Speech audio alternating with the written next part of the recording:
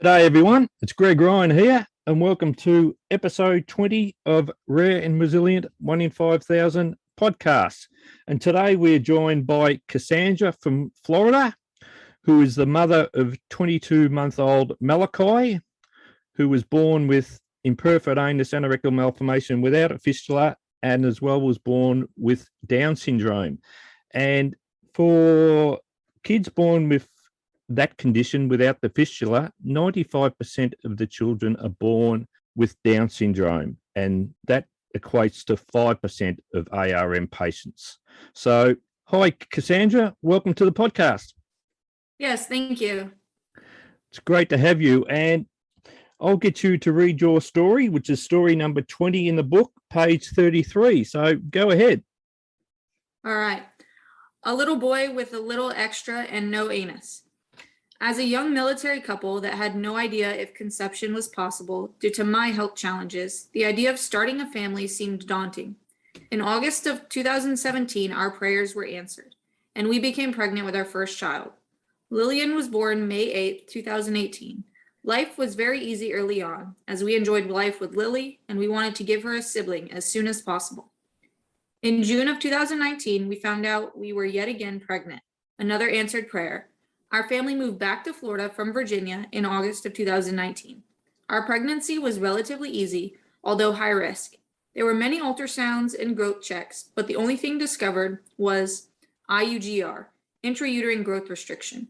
The decision was made to deliver our Team Green baby at 37 weeks. On January 16, 2020, our Team Green baby turned Team Blue, and Malachi Ryan was born, weighing 4 pounds, 15 ounces, and 19 inches long.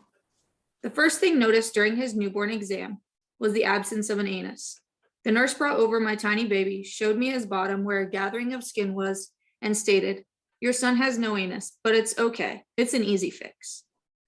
I had never heard of a baby being born without an anus, but all I wanted was to hold my sweet boy. He was not allowed to nurse right away as we had planned, and I held him for only a few minutes before he was taken away. He was then transported via incubator to the local children's hospital to stay in the NICU and have his colostomy surgery. At 1 day old, a colostomy was placed on Malachi's stomach for use until he grew and an anus could be created. Genetic testing was done to see if Malachi had any other related genetic conditions. He spent time in the NICU recovering from surgery, growing stronger, learning to eat from a bottle, and overcoming bradycardia. I did a lot of research during these long NICU days about imperforate anus and learned as much as I could. It seemed like a complex condition that the nurse boiled down to being no big deal and an easy fix. But I was learning that this condition, although fixable, was lifelong, and bowel management, once surgeries were over, was forever. At 10 days old in the NICU, he finally received his genetic testing. This testing confirmed our little boy was extraordinary and has trisomy 21, Down syndrome. This diagnosis came as a huge surprise because we saw no soft markers in utero. So at this point, it was determined that the IA, imperforate anus, was either the rare 3% of kids with Down syndrome who have IA, or in fact, Vasertal. At 14 days, we were released from the NICU, and our reality with 2 children under 2 years old, one with special needs, began. I am able to stay home right now, and I am so thankful for that. Bag changes were plentiful, every couple of hours to be exact. It was so hard to get something to stick to Malachi's skin in between his fistula and stoma, which was a very small area. Trial and error with bags, paste, wafers, powder, and spray began. We finally found a system at 4 months old that lasted for 3-ish days. Big sister Lillian enjoyed helping with Malachi's boo-boo. She also likes to help with his poopy and do all the things to assist him and me. As Malachi grew, and as a family, we learned more about IA and Down syndrome. We began to really think where we wanted to have his future surgeries done.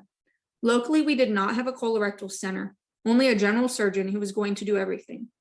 But from my personal research, we made the decision to find a specialized colorectal center to treat Malachi's IA and follow him long-term. This to us would give him the best outcome and chance to have long-term continence. We began physical therapy, feeding therapy, and seeing all the specialists that come with Down syndrome. Malachi has 2 congenital heart defects that do not need surgery right now. In May, the decision to travel to Ohio to a colorectal center was made.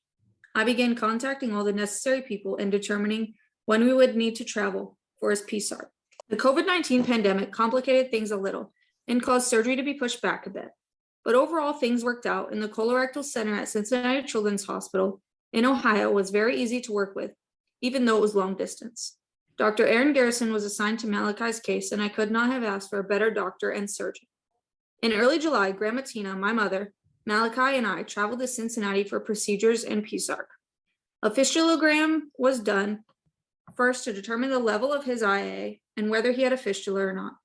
It was determined his colon was 3.3 centimeters from the placement of the rectal opening and that he has no fistula. The absence of a fistula is rare, but more common in kids with Down syndrome. We met with Dr. Garrison and discussed the surgery. Malachi then had his PSARP and it went very well. He recovered very quickly with minimal pain. We traveled back home to Florida with no issues. October arrived very quickly, and we found ourselves on the long distance drive back to Cincinnati from Florida again. This time it was for a colostomy closure and reconnection surgery. No bag, what will that look like? Poopy diapers will take some getting used to and be celebrated. We arrived in Cincinnati and were grateful for the cooler temperatures. Malachi had a few procedures the day before surgery, including urodynamics and an MRI of his spine. The urodynamics showed no bladder problems, and the MRI showed no tethered cord. We were so thankful and sang praises for this amazing news. Malachi was admitted to the hospital for cleanout, and the surgery anxiety set in. I was so excited to get him hooked up correctly, but nervous because any surgery is risky. On October 14th, 2020, Malachi had his big surgery. It went well, but his recovery was a little rougher than last time. He was in a lot of pain and very out of it due to the pain medications. The day after surgery was hard for both of us. He began to poop on October 15th. It was a joyful sight and a day we will celebrate forever. By October 16th, Malachi was back to his smiley, happy, loving little self. All the nurses were in awe of him and wanted to snuggle him.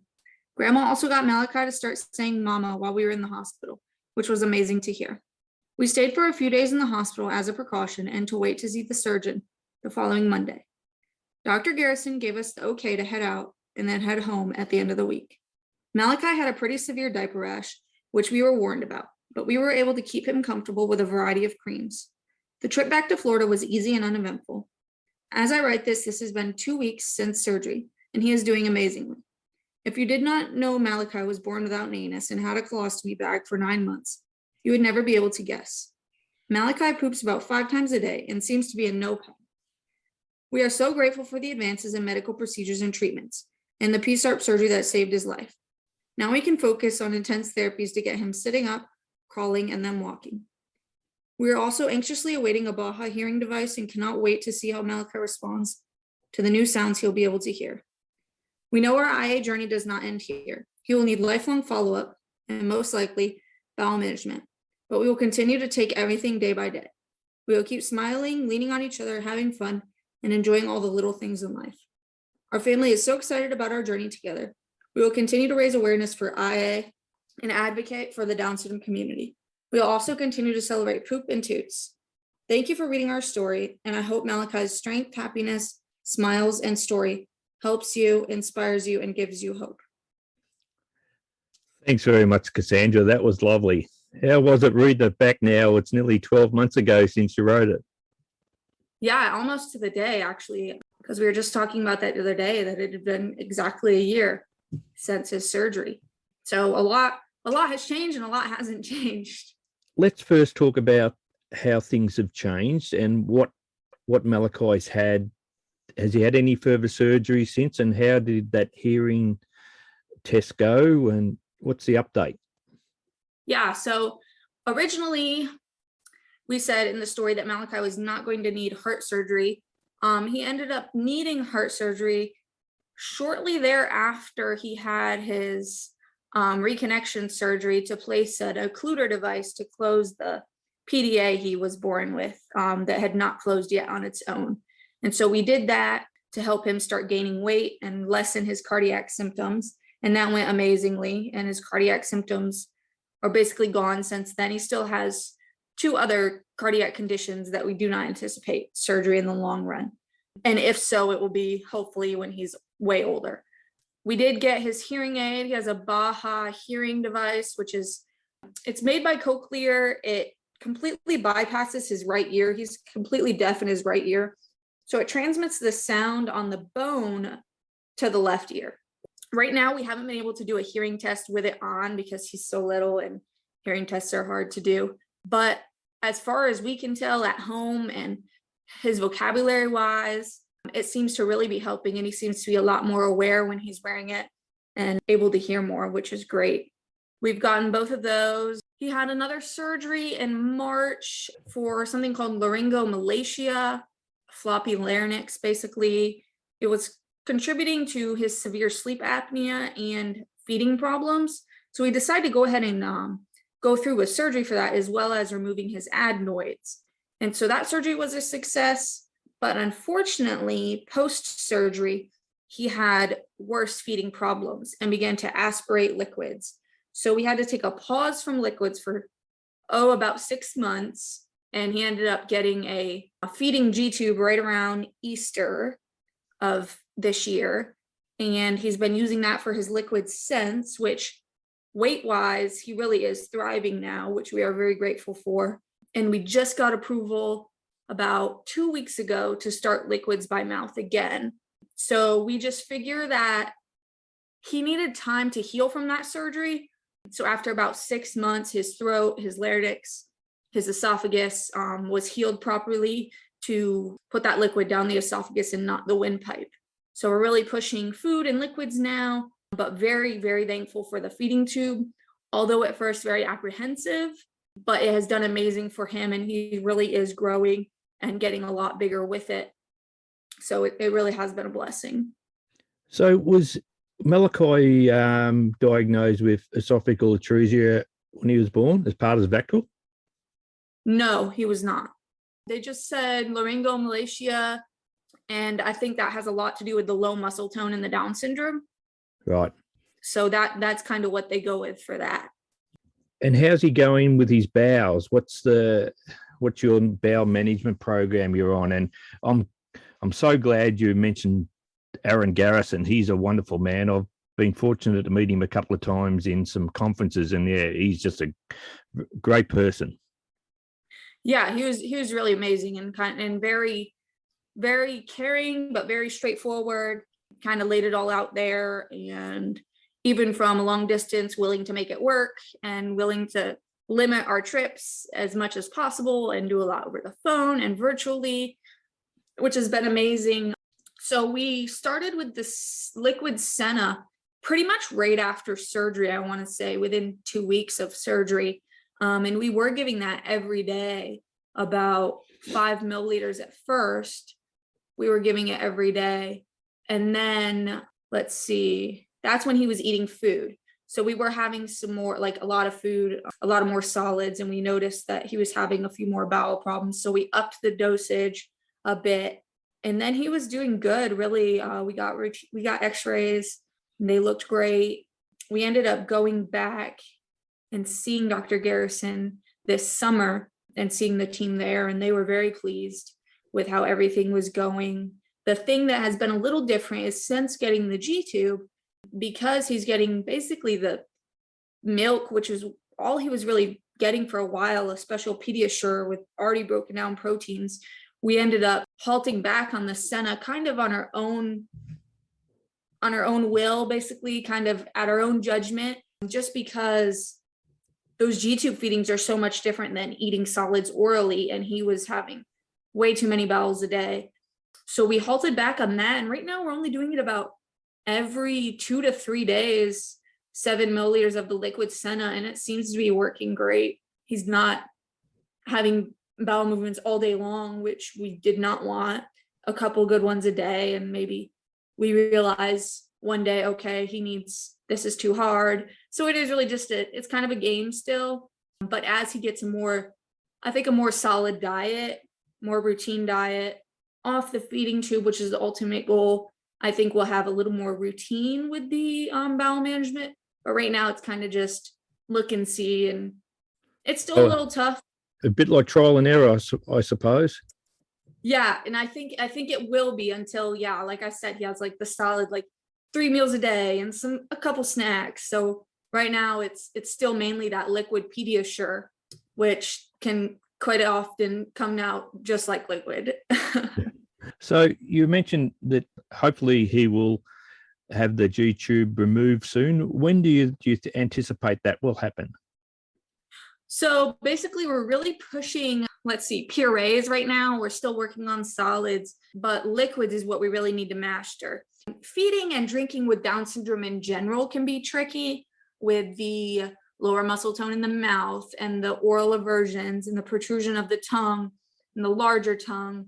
So Malachi doesn't have an oral aversion, which we're very thankful for, but he has forgotten kind of how to drink. Not drinking for 6 months. He doesn't really remember how. He prefers an open cup, which can be very fun and very messy. So we're really pushing that. But right now, I don't see it in the near future. Maybe a year from now. We just really got to get the liquids down to make sure he's getting basically the amount of calories he needs a day.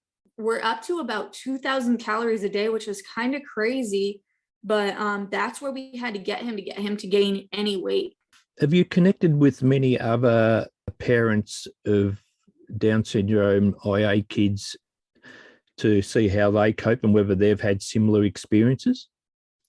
Yeah, so I have. Not many. They're much older. There's one family that I've connected with, and their son's about 3 or 4 now. But the other families, off the top of my head, I know of 4 of them have kids younger than Malachi with IA and Down syndrome. And one actually just reached out to me the other day. She's really struggling with bowel management and some other issues with her son, who's about the same age as Malachi.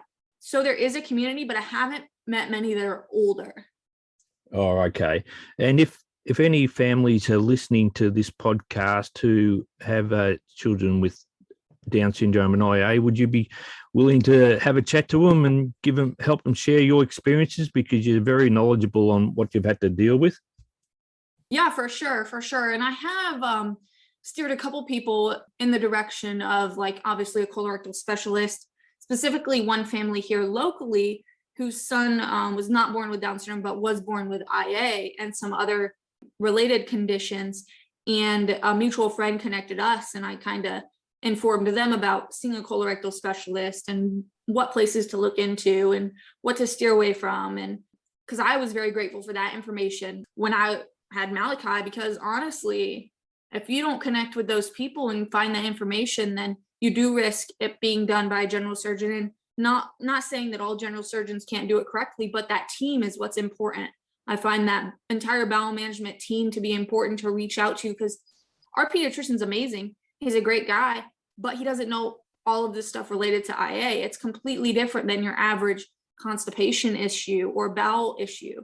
And I think all too many times that things like just Miralax or different laxatives or this or that are thrown at these kids thinking that it's just a constipation issue, when it's more of a motility issue and a long-term issue, really.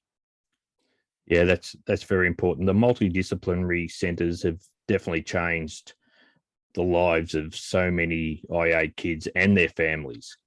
How did your family and friends react when they read your story in the book? Because I'd imagine they would be familiar with parts of it, but are not totally familiar with the IA part of it, I'd imagine. Yeah, definitely. I mean, even after Malachi was born and telling people, like, oh yeah, people know what Down syndrome is, people know what heart conditions are, but people don't know that you can be born without an anus. I mean, even speaking to people now or pointing people towards the book and realizing there's all these other people and kids and grownups and that have these conditions that honestly you probably wouldn't really know. And I think it just takes a lot of people back, like, you can be born without limbs, but without an anus, you really scratch your head and you're like, really? That's possible?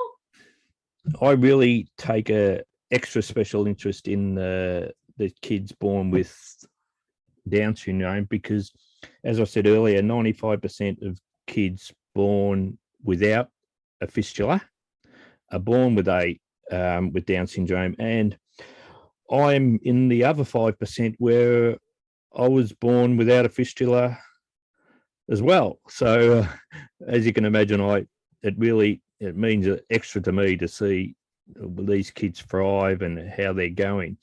And so, tell us, how does your daughter and Malachi interact? It sounds like they've got a wonderful relationship by the way you were reading in the story. Yeah. So our daughter was very young when Malachi was born. I want to say 20 months old. So very young, and missed a few weeks of his life while he was in the NICU. And then upon bringing him home, she's very inquisitive to everything that was going on, very helpful even from a young age. But now they are just obsessed with each other. I mean, he yanks her hair out and she gets mad, but I mean, what siblings don't do that? But the second he looks at her, his face lights up, and she loves to tickle him. He's so ticklish, and they're really best friends. And it's funny because as we said in the book, we were looking forward to him sitting up, which he is doing on his own, and then walking and crawling, which we're working hard on still. But anytime he gets on his hands and knees in the crawling position, she cheers him on and makes sure I'm looking and paying attention that he's trying, and she gets so excited. And right now her motto is, I'm a good big sister, I'm a good girl, I'm going to teach Malachi how to listen. So we remind her of that when she's not listening, that she's got to teach brother how to listen. Oh, that's wonderful. Now, I notice in a couple of the photos he wears glasses. He does. What's the story behind that? Yeah, so he had a vision exam before he was a year old, which is pretty typical with kids with Down syndrome. You got to check off this list of doctor appointments just to make sure all these things that can happen, if they're happening, you're on the ball with it. And if they're not, they're on the back burner. So vision was really on the back burner. And then I want to say about 3 months ago, I noticed he was holding objects and books very close to his face. And at first I thought it could be a sensory thing. He likes to see stuff up close. He's just being a baby. Like, it was tough to really nail down. So I was like, oh, we'll make it an eye appointment. We'll get a vision checkup. Took him in, totally not expecting really to need glasses or need any intervention, for them to just say, oh, he's being a baby. But come to find out, he is very farsighted. So the eye doctor kind of put it up to us about glasses, just because kids with Down syndrome tend to have sensory issues. And he was 18 months when we got the glasses. It's been a couple months now. And what 18-month-old really keeps them on all day, Is it worth the fight to keep them on? And I decided, what do we got to lose? Let's try it. So upon getting the glasses, I did not realize how blind he really is, because those things are very magnified. And B, he keeps them on amazing, I think because he can see now. So that's been really good. I mean, within a week of getting them, he was looking at toys that he's had since he was a baby, like they were brand new. Oh, that's wonderful. Now, yeah, one of the reasons we had you on this podcast is because October is Down Syndrome Awareness Month, and I know you've been very active in the community, especially over this month. Tell me some of the activities that you and your family have been involved in. Correct. Yes, October is Down Syndrome Awareness Month, and it's been amazing really to see the support and to see the knowledge and the facts. So every day I share a fact on my Facebook page publicly for friends to share. And a lot of the facts, honestly, people just don't know. And so it's great to just get that awareness out there in a simple, easy way, with just some little graphics and some knowledge. So I share those every day. And then on my Instagram, I've been doing a little more personal posts, sharing some pictures and then a specific, I want to say, scenario snapshot into our life. For example, one was Diagnosis Day, which honestly, for me, I had never typed out. I mean, I wrote this story, but that was more specific to the IA. I had never really typed out our Diagnosis Day story, which I didn't think was as significant as it was to me, and mentally and emotionally. And so that was really actually awesome to type out. And I had a few people reach out to me after they read that on my Instagram. And they were like, wow, our stories are similar, or I remember being there. And so that's just been really great to just connect with new people that are in the community and meet new people. Our city also, the city of Jacksonville in Florida, one of our big bridges downtown, we have, I want to say 7 pretty big bridges in our city. And one of the big bridges, they lit it up yellow and blue for Down syndrome awareness. And we live in really the largest city by land volume in the United States. And so that was pretty awesome to see that our big Wonderful. city is getting behind the movement. On Saturday, we just had the 19th annual Down Syndrome Association Buddy Walk. It was back at our Jacksonville Beach this year. We raised over $300,000 as an organization this year, which actually shattered records from previous years. And our association is actually the most active and basically involved organization in the United States.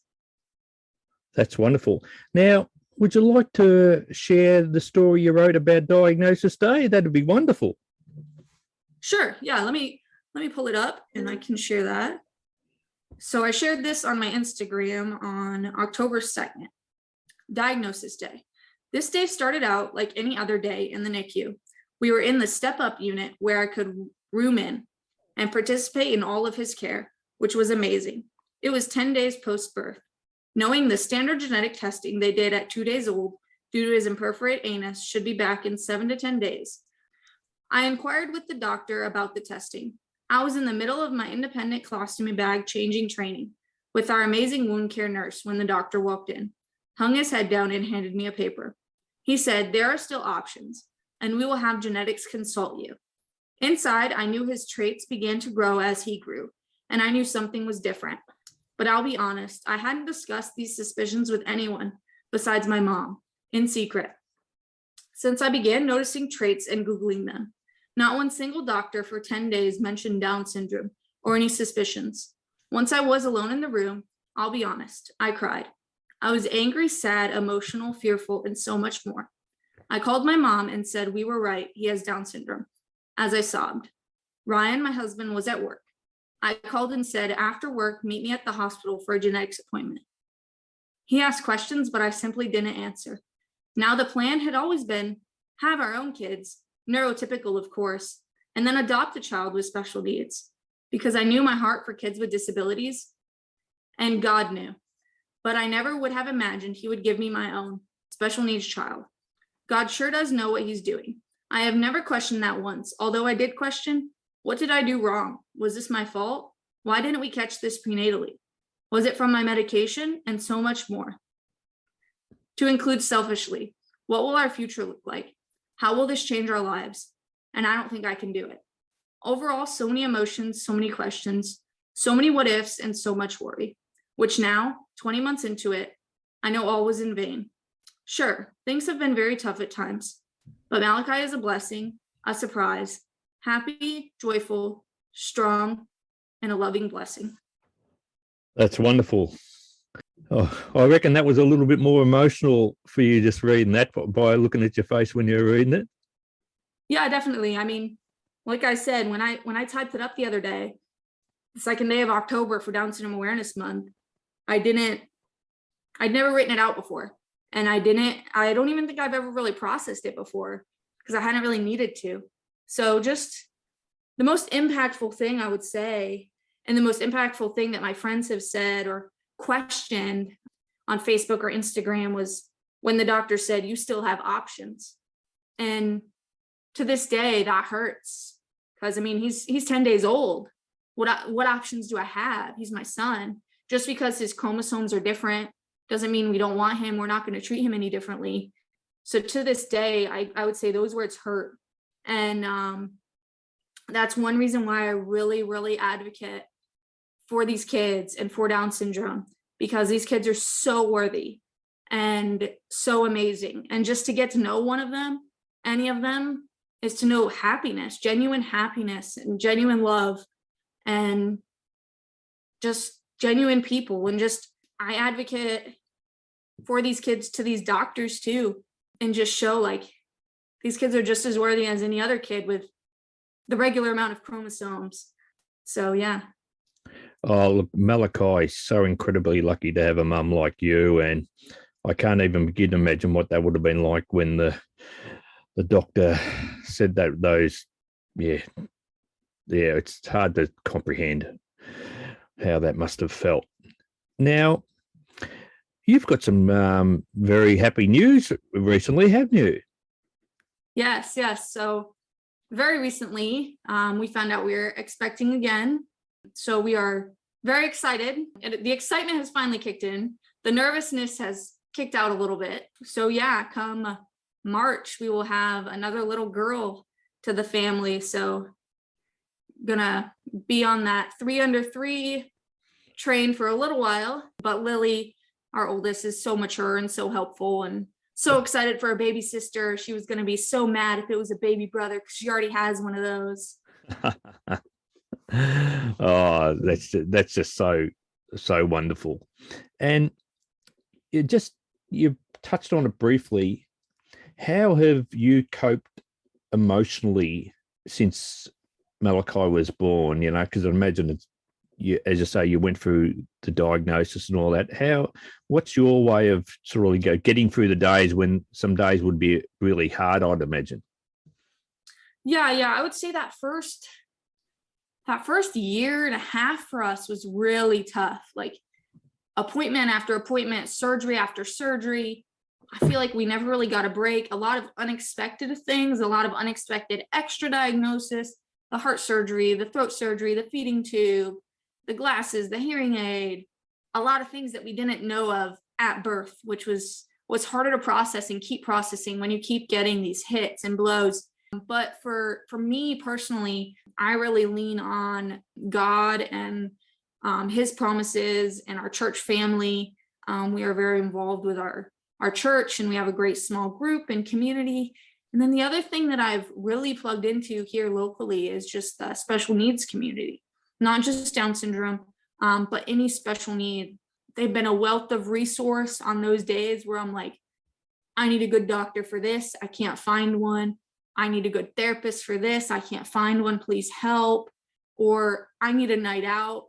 Who wants to go out to dinner? And they get it. That's the important thing. Like on top of everything, they get it. They've been in my shoes. So I have some amazing friends whose kids are around the same age, but sometimes they just don't get it. When I have to cancel play date because of an appointment or a kid's sick, and the special needs community really gets it. So I find that I lean on them, I lean on God, and then my family. We moved back to Florida, my husband and I, with our daughter, and Jacksonville is where I grew up.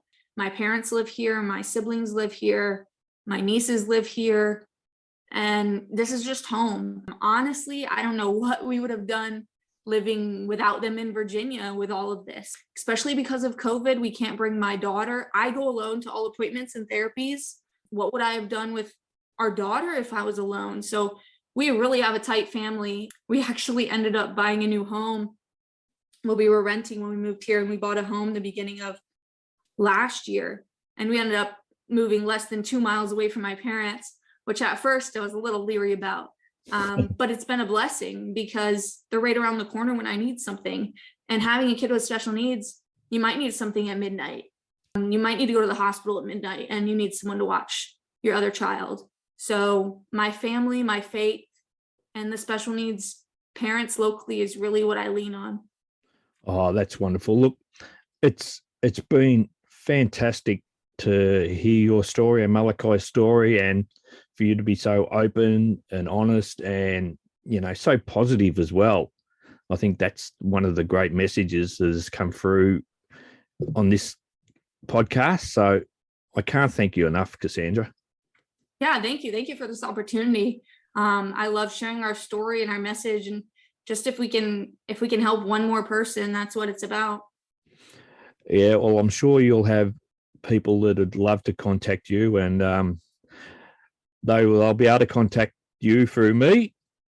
And when I post it in the Facebook group, I'll tag you in so people can contact you directly. It really will be, as you say, a blessing for so many people to talk to someone who gets it is incredibly important in our community, isn't it? Yeah. Yeah.